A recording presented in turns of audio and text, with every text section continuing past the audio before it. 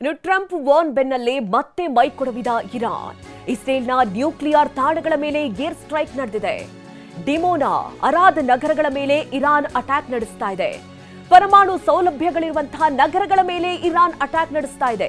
ನೋಡಿ, ಇರಾನ್ ದಾಳಿಯಲ್ಲಿ 100ಕ್ಕೂ ಹೆಚ್ಚು ಮಂದಿ ಗಂಭೀರ ಗಾಯಗೊಂಡಿದ್ದಾರೆ. ಈಗ ಇರಾನ್ ಯಾವ ರೀತಿ ಟಾರ್ಗೆಟ್ ಮಾಡ್ತಾ ಇದೆ ಅಂದ್ರೆ ಜನವಸತಿ ಪ್ರದೇಶಗಳನ್ನೇ ಟಾರ್ಗೆಟ್ ಮಾಡ್ತಾ ಇದೆ. ಹಾಗಾದ್ರೆ ಈ ಡಿಮೋನಾದಲ್ಲಿ ಏನಿದರ ವಿಶೇಷ? ಬನ್ನಿ ನೋಡ್ತಾ ಹೋಗೋಣ. ಇಸ್ರೇಲ್ ಇರಾನ್ ಮಧ್ಯೆ ಪರಮಾಣು ಯುದ್ಧ ನಡೀತಾ ಇದೆ. ನೋಡಿ, ಒಂದ್ ಕಡೆ ಇರಾನ್ ಮೇಲೆ ಯುದ್ಧ ಮಾಡುವಂತಹ ಮುಖ್ಯ ಉದ್ದೇಶವೇ ಅದು ಪರಮಾಣುವನ್ನ ಪಡಿಬಾರ್ದು ಅನ್ನುವಂಥ ನಿಟ್ಟಿನಲ್ಲಿ ಯುದ್ಧ ಪ್ರಾರಂಭ ಆಯಿತು. ನಟಾನ್ಸ್ ಸ್ಥಾವರದ ಮೇಲಿನ ದಾಳಿಗೆ ಈಗ ಪ್ರತೀಕಾರದ ದಾಳಿಯನ್ನ ಇರಾನ್ ನಡೆಸ್ತಾ ಇದೆ. ಇಸ್ರೇಲ್ ಮೇಲೆ ಪ್ರತೀಕಾರದ ದಾಳಿಯನ್ನ ತೀರಿಸಿಕೊಳ್ತಾ ಇದೆ ಇರಾನ್. ಡಿಮೋನಾ, ಅರಾದ್ ಪರಮಾಣು ಕೇಂದ್ರಗಳ ಮೇಲೆ ಅಟ್ಯಾಕ್ ನಡೆಸ್ತಾ ಇದೆ. ಇದು ಮೇನ್ ಕೇಂದ್ರಗಳು, ಪರಮಾಣುವನ್ನ ಹೊಂದಿರುವಂತಹ ಮೇನ್ ಸಿಟಿಗಳ ಮೇಲೆ, ಕೇಂದ್ರಗಳ ಮೇಲೆ ಟಾರ್ಗೆಟ್ ಅನ್ನ ಮಾಡ್ತಾ ಇದೆ. ಡಿಮೋನಾದಲ್ಲಿರುವಂತಹ ನ್ಯೂಕ್ಲಿಯರ್ ರಿಸರ್ಚ್ ಸೆಂಟರ್ ಮೇಲೆ ಇರಾನ್ ದಾಳಿಯನ್ನ ನಡೆಸ್ತಾ ಇದೆ. ಇನ್ನು ಟಾರ್ಗೆಟ್ ನ್ಯೂಕ್ಲಿಯರ್ ಪ್ಲಾಂಟ್.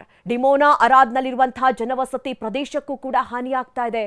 ಅರಾದ್ನಲ್ಲಿ 84 ಜನರಿಗೆ ಗಾಯವಾಗಿದ್ದು 10 ಮಂದಿಯ ಸ್ಥಿತಿ ಗಂಭೀರವಾಗಿದೆ. ಇನ್ನು ಡಿಮೋನಾದಲ್ಲಿ 33 ಜನರಿಗೆ ಗಾಯವಾಗಿರುವಂತಹ ವರದಿ ಕೂಡ ನೀಡಿರುವಂಥದ್ದು.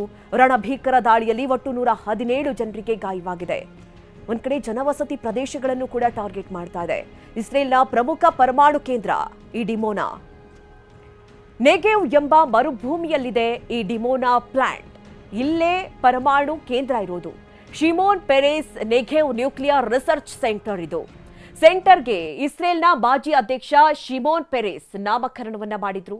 ಡಿಮೋನಾ ನ್ಯೂಕ್ಲಿಯರ್ ರಿಸರ್ಚ್ ಸೆಂಟರ್ ಮೇಲೆ ಈಗ ದಾಳಿಯನ್ನ ನಡೆಸಿದೆ ಇರಾನ್. 1950ರಲ್ಲಿ ಫ್ರಾನ್ಸ್ ನೆರವಿನೊಂದಿಗೆ ರಹಸ್ಯವಾಗಿ ಈ ಕೇಂದ್ರವನ್ನ ನಿರ್ಮಾಣ ಮಾಡಲಾಯಿತು.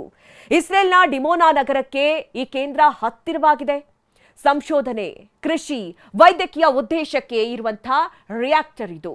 ಹೀಗೆಂದು ಹೇಳಿಕೊಂಡಿರುವಂತಹ ಇಸ್ರೇಲ್ಗೆ ಈಗ ಭಾರಿ ದೊಡ್ಡ ಮಟ್ಟದ ಪೆಟ್ಟನ್ನ ಇರಾನ್ ಕೊಡ್ತಾ ಇದೆ. 80ರಿಂದ 200 ಪರಮಾಣು ಸಿಡಿತಲೆ ಈ ಒಂದು ಏನು ನಗರಕ್ಕೆ ಅಟ್ಯಾಕ್ ಆಯಿತು ಆ ವಿಚಾರದಲ್ಲಿ ಈಗ ಇಸ್ರೇಲ್ ಕೂಡ ಕೆರಳಿ ಕೆಂಡವಾಗಿರೋದು. ಅಂದ್ರೆ ಇರಾನ್ ಯಾವ ರೀತಿ ಟಾರ್ಗೆಟ್ ಅನ್ನ ಮಾಡ್ತಾ ಇದೆ ನೋಡಿ. ಹಂತ ಹಂತವಾಗಿ ಇಸ್ರೇಲ್ ಹಾಗೆ ಅಮೆರಿಕ ಸೇನಾ ನೆಲೆಗಳಾಯಿತು, ತೈಲ ಘಟಕಗಳಾಯಿತು, ಈಗ ಪರಮಾಣು ಕೇಂದ್ರಗಳ ಮೇಲೆ ಅಟ್ಯಾಕ್ ಅನ್ನು ನಡೆಸ್ತಾ ಇದೆ. ಈ ಅರಾದ್ ಕೇಂದ್ರದ ವಿಶೇಷತೆಗಳನ್ನ ಕೂಡ ನಾವು ಗಮನಿಸ್ತಾ ಇದ್ದೀವಿ. ವಿದ್ಯುತ್ ಉತ್ಪಾದನೆಗೆ ಸ್ಥಾಪಿಸಿರುವುದಾಗಿ ಇಸ್ರೇಲ್ ಹೇಳ್ಕೊಂಡಿದೆ. ಲಿಟಲ್ ಇಂಡಿಯಾ ಎಂದೇ ಪ್ರಸಿದ್ಧಿ ಹೊಂದಿರುವಂತಹ ಡಿಮೋನಾ ಪ್ರದೇಶ ಇದು.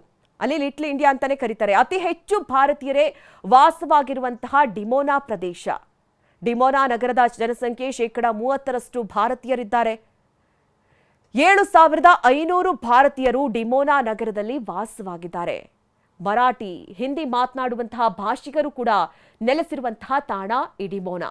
1950-60ರಲ್ಲೇ ಇಸ್ರೇಲ್ಗೆ ವಲಸೆ ಬಂದಿರುವಂತಹ ಭಾರತೀಯರು ಇಲ್ಲಿ ಸಾಕಷ್ಟು ಸಂಖ್ಯೆಯಲ್ಲಿ ನೆಲೆಸಿದ್ದಾರೆ.